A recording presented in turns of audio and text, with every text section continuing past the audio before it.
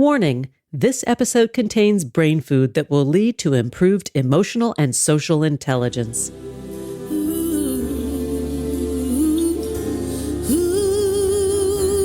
Thanks for tuning in to Harvesting Happiness today for a healthy serving of consciously prepared brain food. This is Lisa Cypers-Kamen, your host. For more than 13 years, I've been handcrafting these sound ideas for better well-being. Each week, I love spotlighting diverse thinkers and doers who are contemporary trendsetters and change agents, devoting their lives to creating a better world in which to live. I invite you to listen up and change the way you think about human happiness. Our award-winning content is fresh, optimistic, and purpose-driven media that promotes well-being from the inside out. Alrighty then, let's dive in. This episode offers psychosocial education designed to inspire and motivate our listeners. The information provided does not constitute a therapeutic relationship nor a substitute for professional mental health care.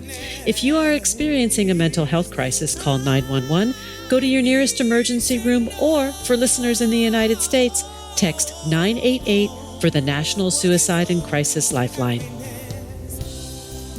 Good morning, good afternoon, and good evening, wherever you are. Thanks for joining me on today's show, where you will learn about absorbent minds and human cognition in a digital world. My guest today is Professor Leslie Valiant, who was educated at King's College, Cambridge, Imperial College, London, and at Warwick University, where he received his PhD in computer science in 1974. He is currently T. Jefferson Coolidge Professor of Computer Science and Applied Mathematics in the School of Engineering and Applied Sciences at Harvard University, where he has taught since 1982. Before coming to Harvard, he taught at Carnegie Mellon University, Leeds University, and the University of Edinburgh. Professor Valiant's work has ranged over several areas of theoretical computer science, particularly complexity theory, learning, and parallel computation. He also has interest in computational neuroscience, evolution, and artificial intelligence. He's the author of 2 books, Circuits of the Mind, and Probably, Approximately, Correctly, and the newest, which I just mentioned, The Importance of Being Educable, a new theory of human uniqueness. Leslie, thank you for joining me on the show today. I am excited to learn something new, to be educated. Thank you for inviting me.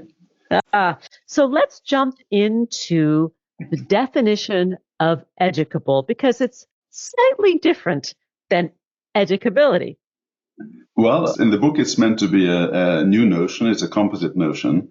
So it's clearly meant to evoke what intuitively we mean by what it takes to be educated. But the whole point is to define these cognitive functions more precisely than we have, say, with intelligence. So it's a definition in terms of its various constituents. So do you want me to just to quickly say what they are? I would love for you to say what they are.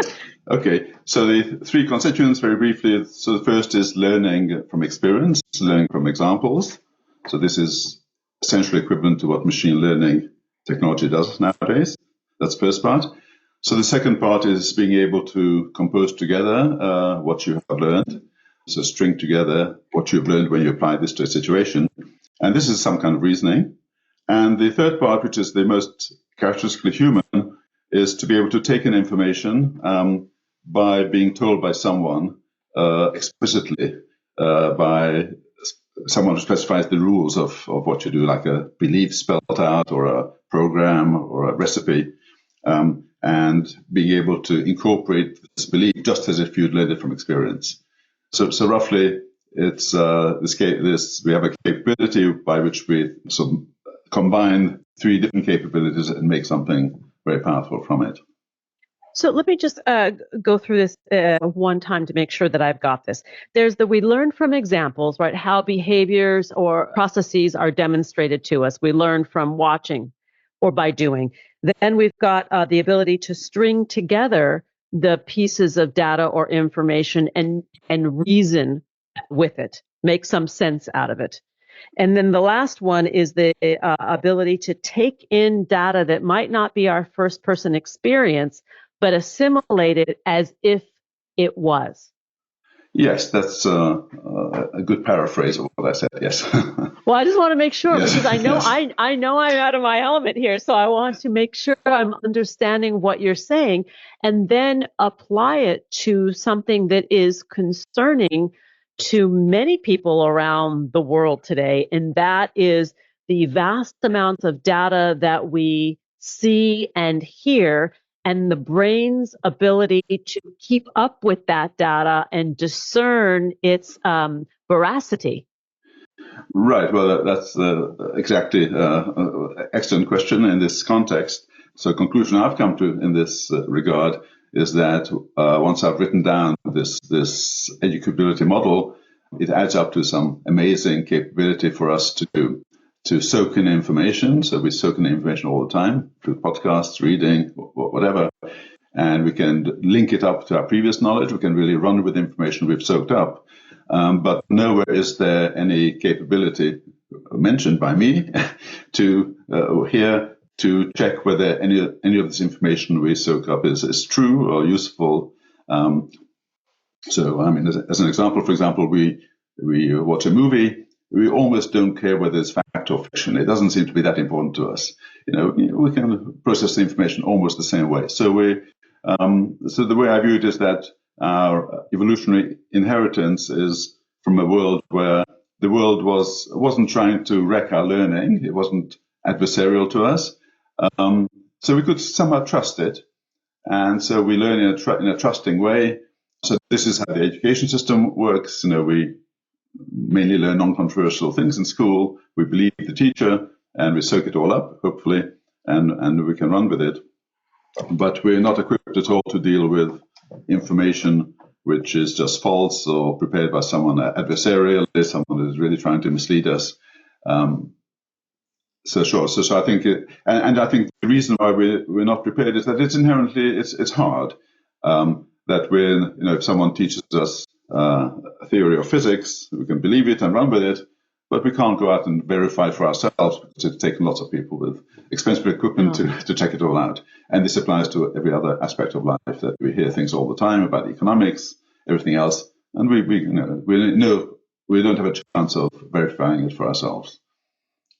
But you say something really important, because when I think of all this information that is coming at us in a 24/7 cycle that is either misinformation, disinformation, propaganda,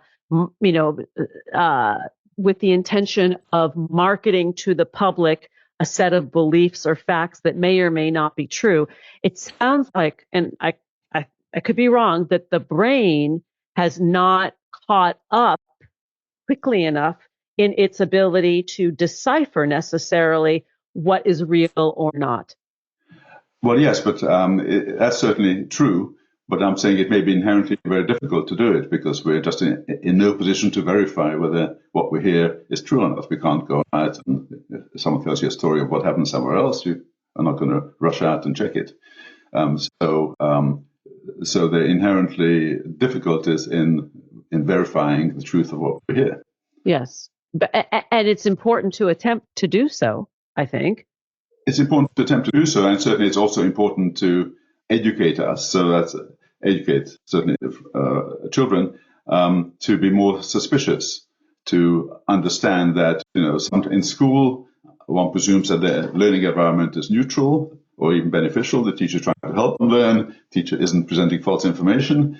But once they're outside it, then the information comes from all kinds of sources. They can't assume anything. And they have to be, cognizant of the fact that this information could be false and prepared by someone with bad intent. So one can imagine, courses in schools on this, which alert people of historical ways propaganda has been used, and many ways psychologists discuss of how we're influenced, how we can be influenced by all kinds of salesmen. So I think population can be hardened against this through education, and that would be some defense. Well, there's research being done around the world at multiple universities, one in particular at Carnegie Mellon, a former place of yours, on cognitive immunology, like where we are able to build up an immune system in the brain to nonsense, that we're able to disarm bad ideas through critical thinking.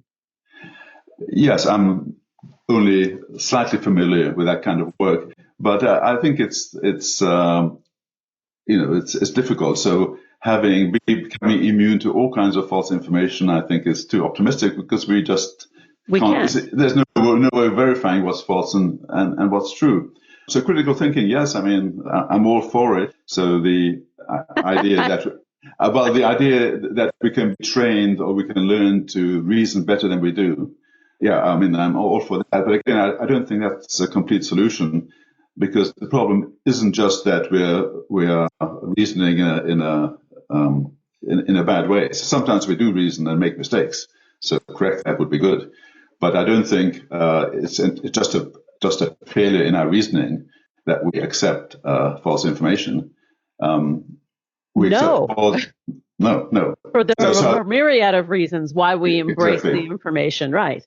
Right. So I think belief in reasoning is good, but it only goes so far in addressing this problem. But I think that then this speaks to another aspect of cognition, and that is humanity's desire to belong and to connect, right? To be part of something. So we might take in information that may or may not be true in pursuit of being a member of some tribe.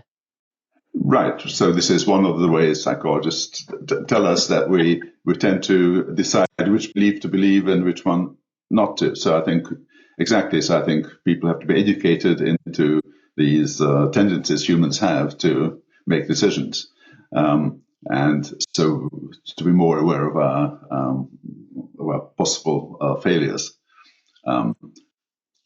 Let me ask you a bit about artificial intelligence and how it helps us to better understand human cognition, because a lot of people are very frightened of it. I think it's pretty wonderful myself, right? It's only as good as the user, really.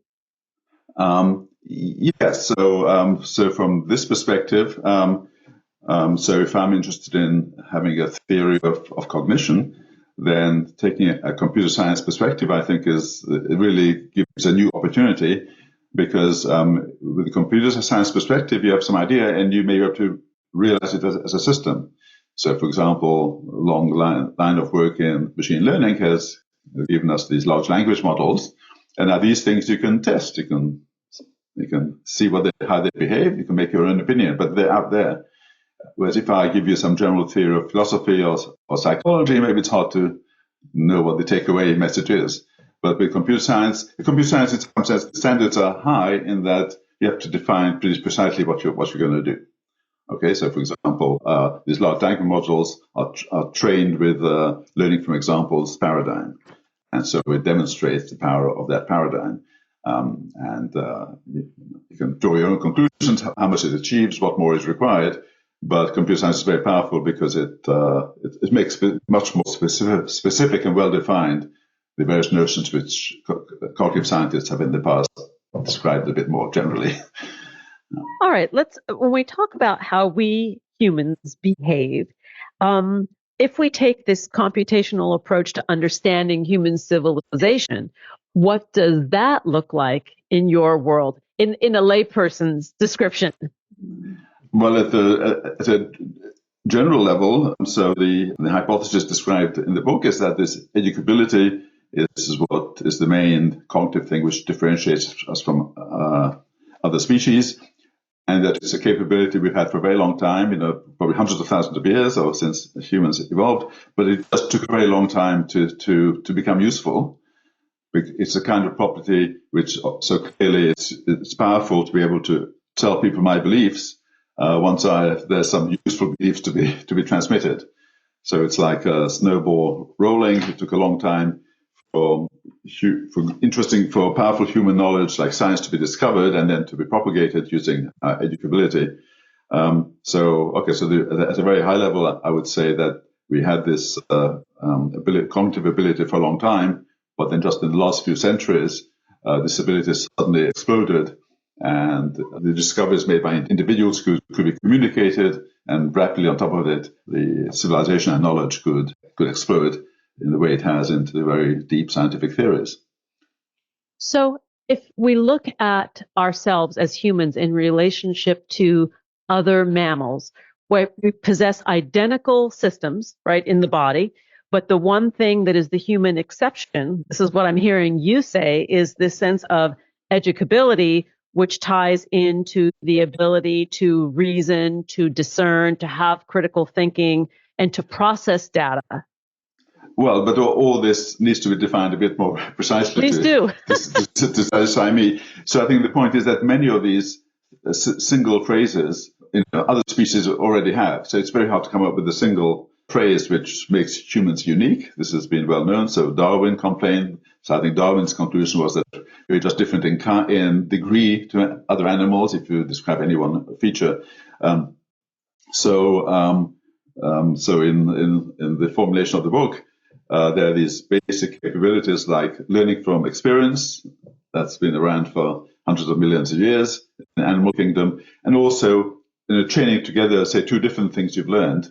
That's also essential for animals. They learn what kind of food not to eat, and then they don't eat it. It's some sort of training. But you have to somehow formulate this, which is common to other animals. But then on top of this, I think the main addition which humans have added is this ability to communicate beliefs they've learned themselves or they've heard from other people. So basically, transmitting beliefs in some senses is the new addition, but it only makes sense if you incorporate this in this broader context of what animals could already do. We're going to take a break. And when we come back, I want to continue the conversation about the transmission of beliefs, because I think this is really interesting and right in keeping with what we're talking about in the discussion about, how do we discern fact from fiction, right? Or is it so much that we want to believe and therefore we do? Okay. Yeah. So let's take a break. But before we do, I want to send our listeners to Google Leslie Valiant to learn more about the importance of being educable, a new theory of human uniqueness, and the other books that he has written. Here comes the pause. We'll be right back. Wait. Before we break, I want to remind everyone about the joy of Good Hair Days. I'm excited to share how I get happier hair with you. Way offers a complete hair care solution that promotes fuller looking, healthier feeling, and happier hair for everyone. Fine, medium, or thick hair, Way has got you covered. From volume and shine to deeply hydrating, Way helps you find your way to good hair every single day. I use a blend of several Way product combinations in rotation to make my superfine postmenopausal hair look and feel at its best.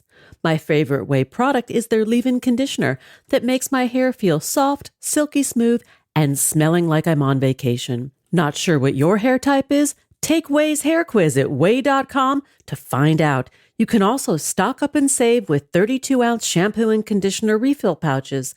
Treat yourself to great self-care and good hair days with Way's best-selling products. Get on your way to happier hair today. Wash your way to healthier hair with shampoos and conditioners made just for you. Go to theouai.com and use code HH for 15% off your entire purchase. That's theouai.com, code HH. Now let's take that pause. We'll be right back. Each day we have the intellectual freedom to be happy or the liberty to be miserable, regardless of external circumstance. If you or someone you know is struggling with mental health, seek support because good psychological health is vital in the achievement of a happy and satisfying life. Visit harvestinghappiness.com for psychosocial educational resources to boost emotional and social intelligence. Like what you hear on Harvesting Happiness? Sharing is caring. Pay it forward by spreading the word to your community and through social media. Subscribe, listen, and share hundreds of downloadable episodes from wherever you get your podcasts. Connect with and follow us on most social media channels. And we're back with Professor Leslie Valiant exploring absorbent minds and human cognition in a digital world. Let's get back to the conversation. So Leslie, let's talk a little bit about the transmission of beliefs, that how we come to believe in something and how our morals and values are developed by our environment or perhaps by information that may or may not be accurate. Okay. So we have, for the past several months, we've been focused a lot on cognitive immunity and mental immunity, or cognitive immunology and mental immunity, in terms of disinformation, misinformation, propaganda, and media literacy. And one of the fellows that we had interviewed was a professor in the Netherlands who was studying the witch trials from the 1600s in the Netherlands, talking about earworms, mind bugs, and things like this that are propagated and then end up really exploding and becoming something when in fact they're not real. Right. So I've looked a bit at in that direction, at human sacrifice. That apparently it happened on every continent and in different ways. So on different islands in the Pacific, they all had totally different forms. And of course, this is something which is totally rejected now. But this suggests to me that there's no end to what beliefs people are willing to take up, and that we've got absolutely no protection against beliefs which are bad for us and things which future generations totally reject as being utter nonsense. So I think we've got absolutely no guarantees that we're on some upward slope where civilization our beliefs will get better and better. Ouch. It's a serious problem. That's scary. It is a serious problem. It is. Yes. Yeah. The spread of bad ideas is not going away anytime soon. But when thinking about the earlier part of our conversation, in that sense of belonging or connection or being part of the tribe, is there a reason to think that the notion of the us versus them actually is what creates or supports or fosters that sense of belonging to something bigger than ourselves, that we've got this clan that believes this way, the other clan believes another way, which only reinforces the connectivity or the glue between this one group? Well, the theory you're describing may be true, but I think it's not essential. I think if you just hear the same belief over and over again in your clan, you're likely to believe it, irrespective of what the other clan believes. So I think much simpler things that our basic learning algorithms observe the statistics of the world. If a certain fruit tree gives you nice fruit every year, you'll believe in it. That's what evolutionary ancestry gives us. And so if we see something frequently, we'll believe it. And apparently, if you tell me something, then I'll tend to believe it as if I've seen it. As if I've seen it 10 times. And if you say you see it 10 times, I'll believe you without in the absence of any other information. So we seem to be ready to soak up beliefs, information all the time. We're too good at soaking up beliefs, I think, to question them. I was just going to ask you, is that because of the nature of the brain, in the sense that because it's a sponge where it's constantly taking in, there are no bumpers, right? Or speed bumps to the information as it's coming in? Right, because usually it's very important to us to be able to pick up the most recent information to see how the world has changed.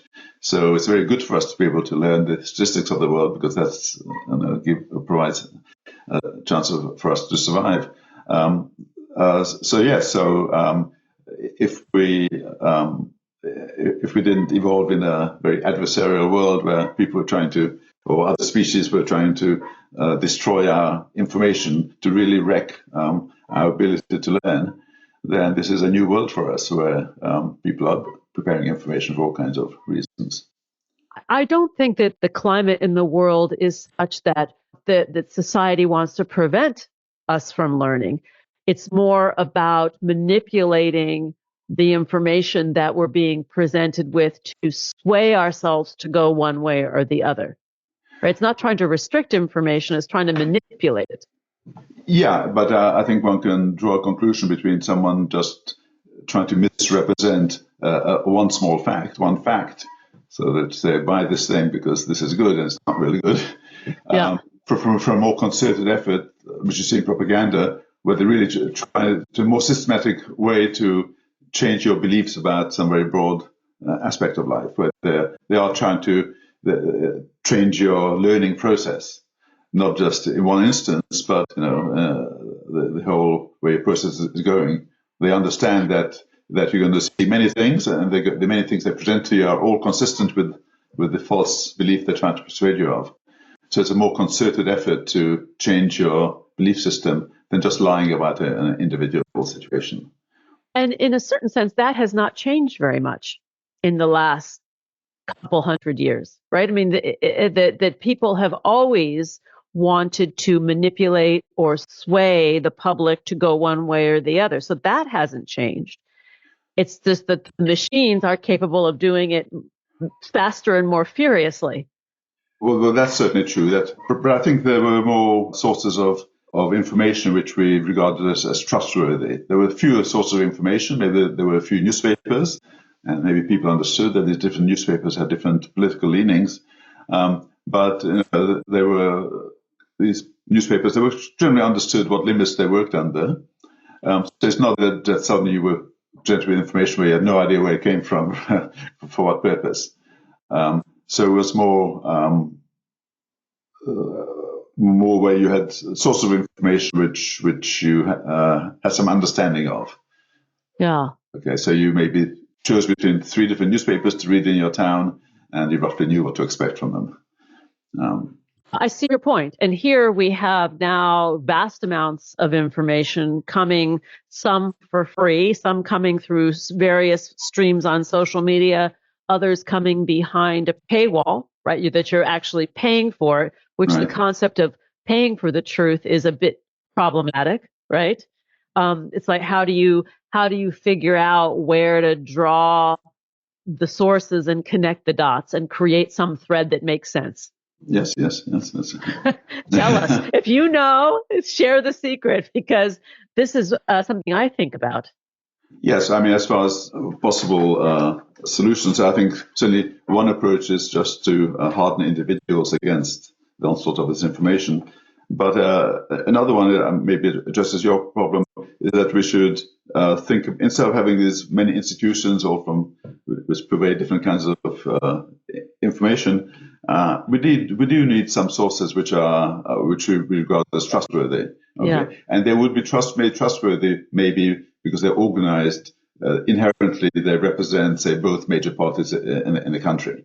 Okay, so the idea that each party should present its information in its own way randomly, isn't so good because people just don't know how to add it up. But there should be some responsible people who make sure that there's some organizations where a voter can come to if they want to find out information about some controversial topic. And they've got some assurance that, in fact, say both political parties have had a say in how this information is presented.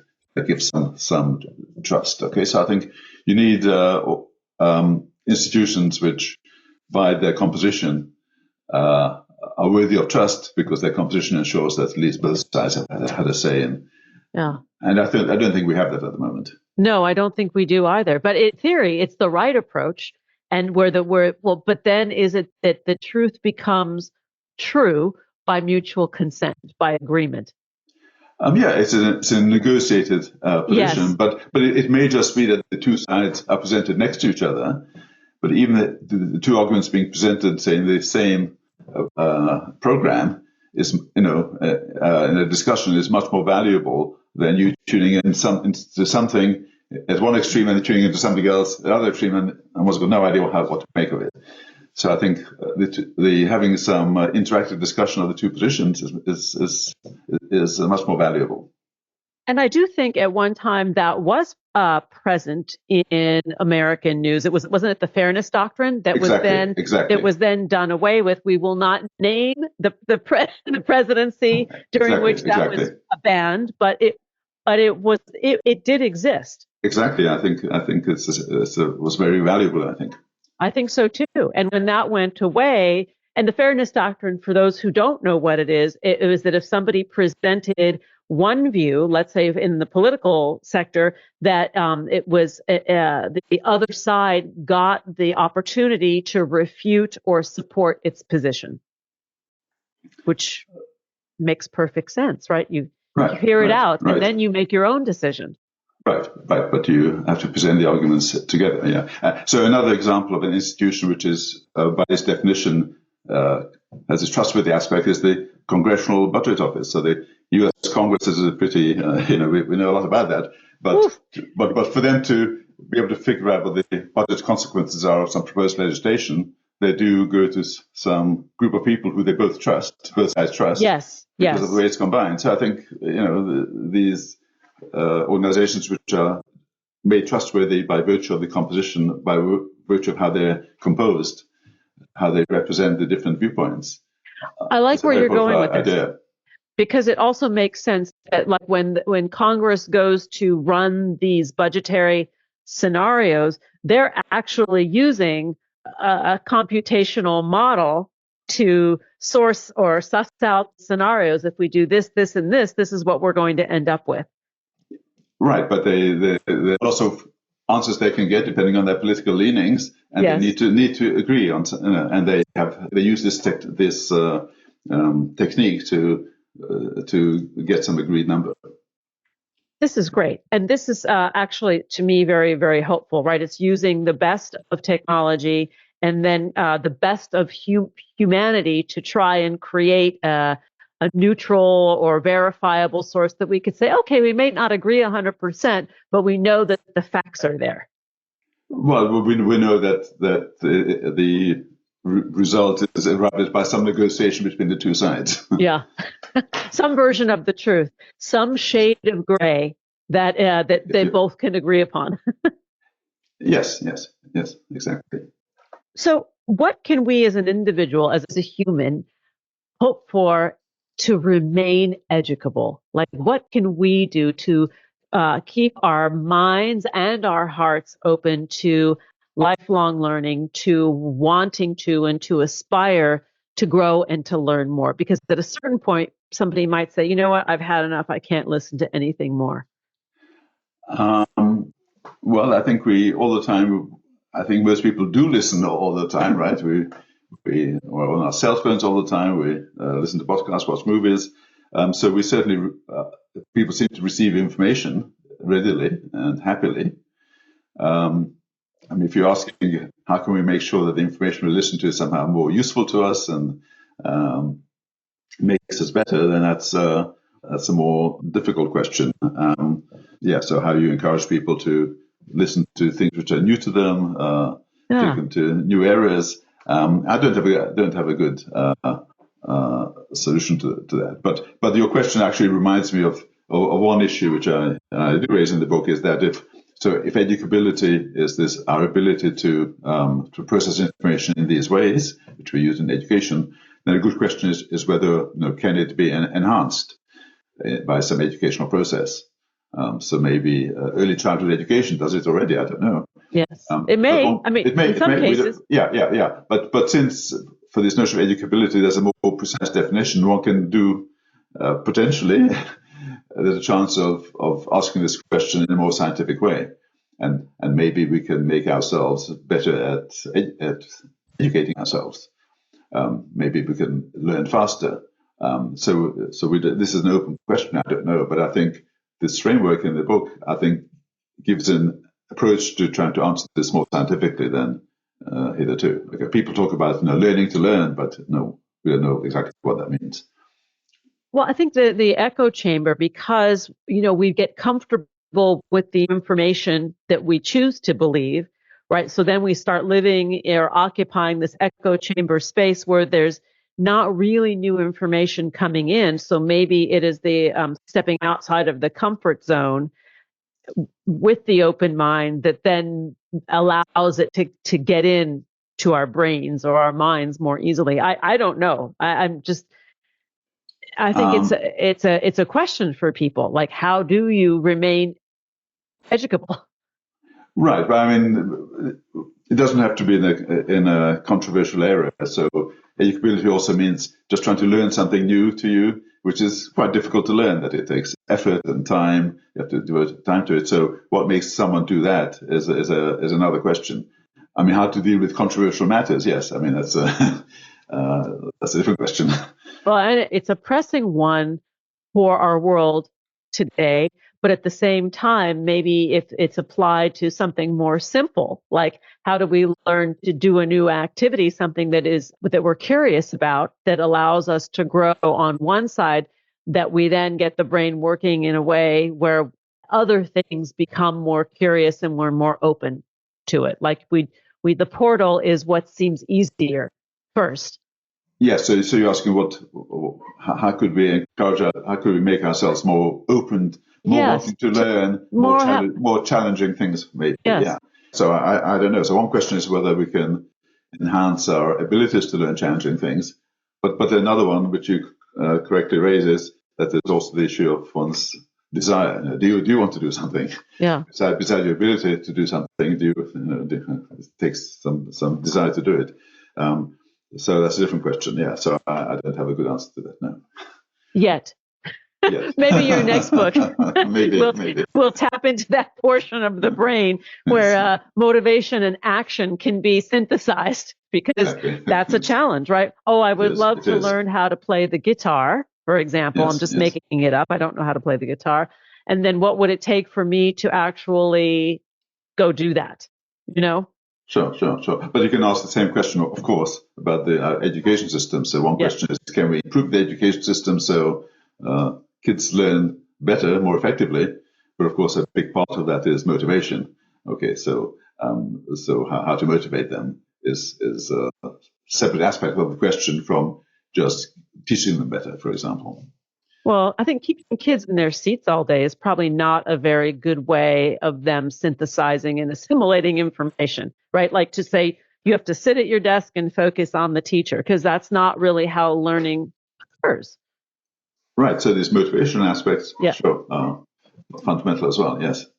I mean, you're a professor and you're teaching loads of young adults. I mean, and what do they say? Do you ever pose this question to them? What would it take for you to be excited about learning or be able to absorb what is being taught in a better way?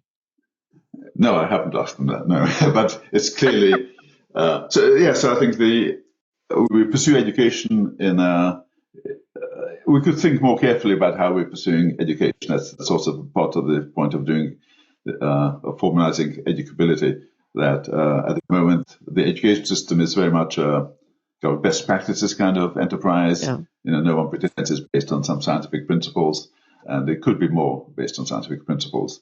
But certainly, and the scientific principles could involve our basic intellectual algorithms for taking in information, but another aspect is motivational, which is a different game. But the two are both important, I think.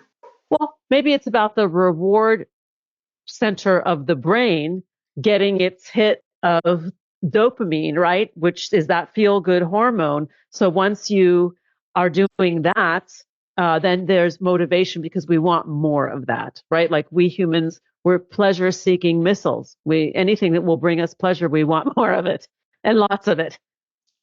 Right, but then the education setting question is, will you just become an entertainer, or do you also educate? I think you can do both. Yes, but it's hard.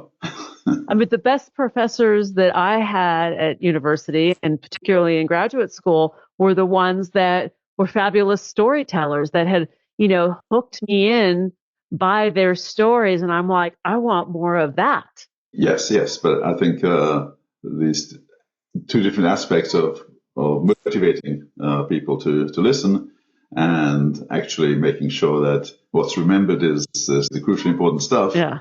They aren't quite the same thing, but fact. That's true. Yeah. That's true. Well, this has been such a great conversation. I think we're nearly out of time. And for those who are curious about this subject matter, I really urge you to look up Professor Leslie Valiant's work. His books, the one we've been speaking about today, is The Importance of Being Educable, a new theory of human uniqueness. If you Google him, you will find him everywhere, as well as his books. And I am so grateful that you came here and could put what you are working on and your theories into a user-friendly terminology, so our listeners could digest. Well, thank you again for inviting me. Oh, my pleasure. Thanks for joining us on Harvesting Happiness today. This is Lisa Cypers-Kamen on behalf of my guest, Professor Leslie Valiant, wishing you kind thoughts, kinder words, and the kindest of actions. Until next time, remember, happiness is an inside job. Happiness is your inside job. Please go out and rock your day, and remember to be kind to one another. Want to take a deeper dive into sound ideas for better well-being?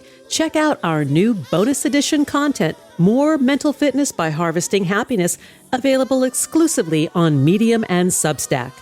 Keep harvesting your own happiness anytime, anywhere from the comfort of wherever you are. Subscribe, listen, and share hundreds of downloadable episodes from wherever you get your podcasts. Connect with and follow us on most social media channels. To learn more about lifestyle management and mental fitness consulting services, please visit harvestinghappiness.com. Harvesting Happiness and More Mental Fitness are produced by me, Lisa Cypers-Kamen, Andrea Mengele, Robin Boyd, Andrea Daly, and the awesome team at Podfly Productions, including Eric Begay, Kimberly Beck, and Alec Guess, in collaboration with TogiNet Radio, KBUU, RadioMalibu.net, and is available on PRX, the Public Radio Exchange.